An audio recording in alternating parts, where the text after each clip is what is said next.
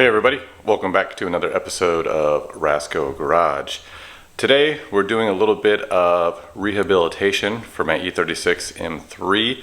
I'm trying to put the interior back together. I stripped all the interior out. The car was in really bad shape. So slowly but surely sourcing all the interior that I need to replace. A pillars, B pillars, C pillars, carpet, and the rear parcel tray, which is what we're working on today. So if any of you are trying to replace these parts on your own, you know you've been on eBay and you've seen the prices are out of control. So one that's like in good shape, or even a new one, I mean, they're $200, $300, $400 plus shipping. These things are getting pretty rare, hard to come by, especially like the color that you want. My car, you can see right behind me here, my E36 is Cosmos Black. The interior is like the Sahara Brown color. You guys can see it here. So the seats and everything are in kind of rough shape, so I don't know if I'm going to end up getting these reupholstered and probably doing it black. But what I'm trying to do is get the rest of the interior and these other interior bits, I'm gonna make them black. So I'm gonna do the headliner and that sort of thing in this black suede. I've looked online, there's like some automotive upholstery websites and stuff where they make upholstery and foams and things like that for headliner or carpet kits or whatever you want. However, I just sourced a local Joann's fabric store, and they're actually having a sale this weekend, so I picked up some faux suede. Let's take a look at it now. So I got a couple yards of this stuff. You can see it here. It's a nice suede texture, which it kind of emulates. This is the only part that's like not sun damage of this parcel tray. So I picked this thing up. This probably looks familiar, right? This whole back piece is all sun damaged and sun faded. I mean, this thing, it was a little rougher than what I could make out on the pictures on eBay. However, the mold itself is in really good shape. So that's really what I was after, because I was planning on doing it to reupholster this thing. So what I'm gonna do is I'm gonna cut a piece of this to length here, you know, a little bit wider than the actual piece itself. I got some 3M spray-on adhesive that I had lying around. I had some of this already. And then I'm gonna use a couple of my bodywork Bondo pieces so I can kind of stretch the material out. I think the only other piece of equipment that I need, depending if this stuff stretches and lays down easily, is I may go inside and get my steamer.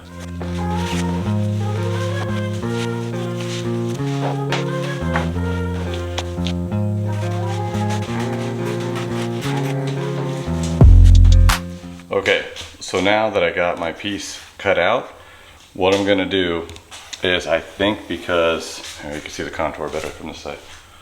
You can see the contour here.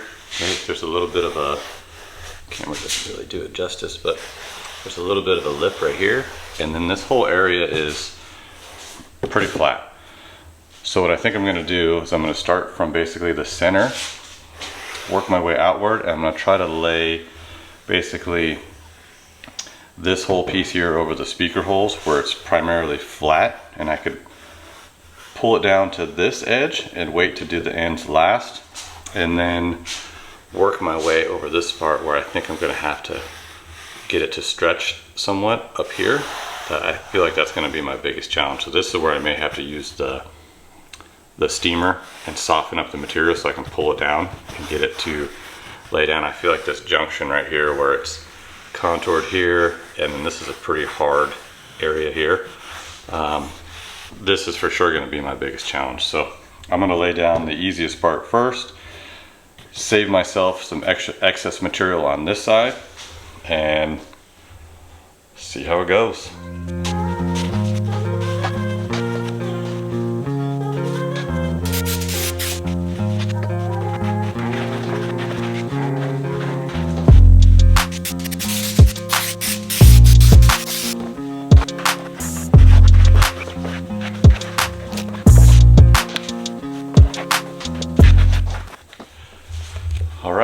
so far so good. So like I said, I set out to kind of get this flat part on there.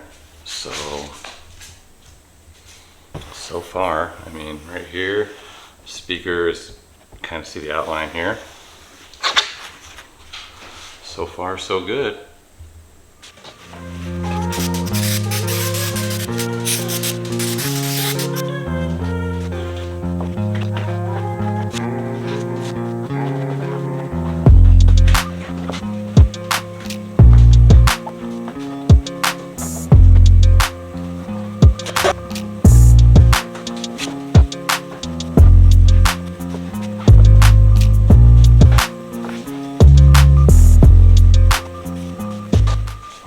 So you can start to see some of the shape take place. So we got the front all the way down to the lip here. Underneath a little bit of excess. I don't know if I'll tuck that under or just trim it tight, but you can start to see the shape here. Now, granted, this was the easy part, so this is making me look good, but this part was relatively flat along this whole thing. The hardest part here, because I'm not a professional, it's the first time I've ever done this, is going to be the corners. This is where I may have to use the steam gun to soften this up.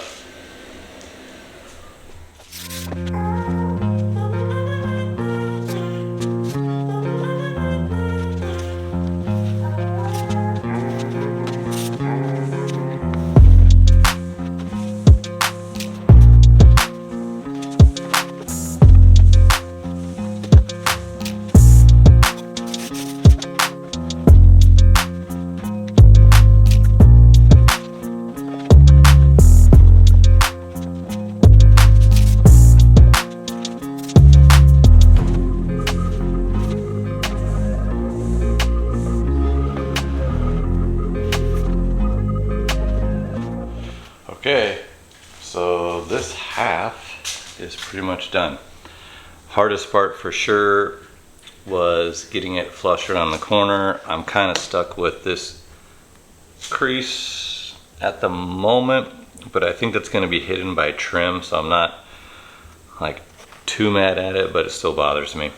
But going around here, the fitment, try to get you a good angle of it.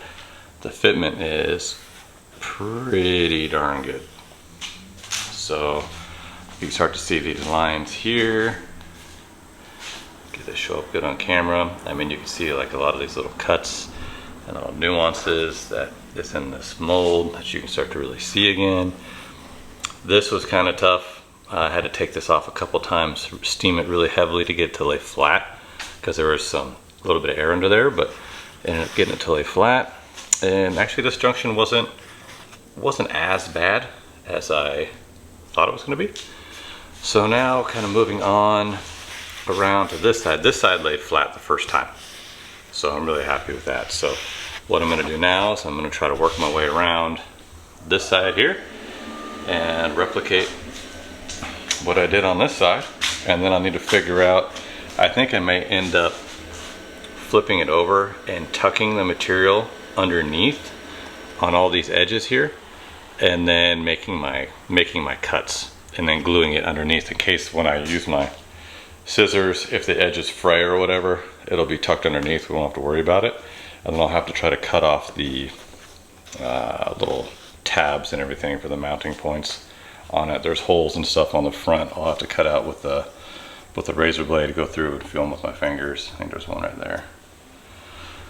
And go through, cut out the speaker holes. I may not cut out the speaker holes right away, just so they're covered up, until I can get some replacements in there.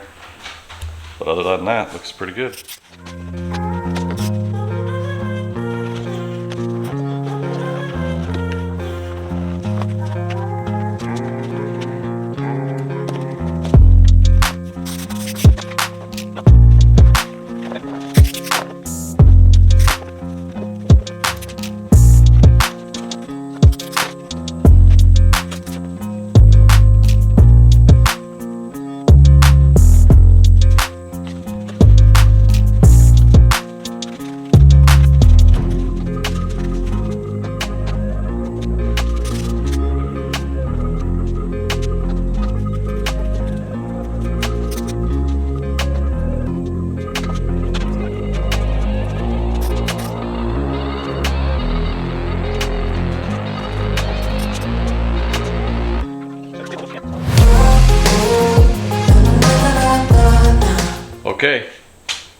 here is the finished product, all glued down.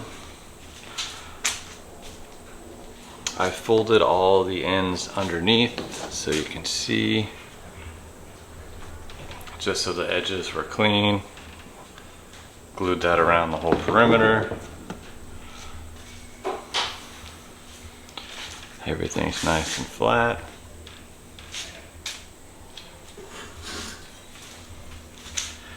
So next thing we have to do, the only thing I didn't do is I didn't cut out the speaker holes just yet because I don't have the speaker covers for it. I can do that at a later time. And I don't have, I think there's some cover that goes right here too over the rear light, but all in all, it is looking pretty good.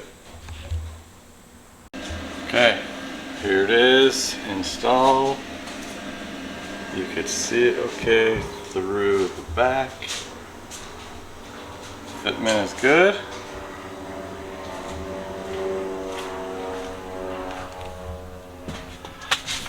Come inside here.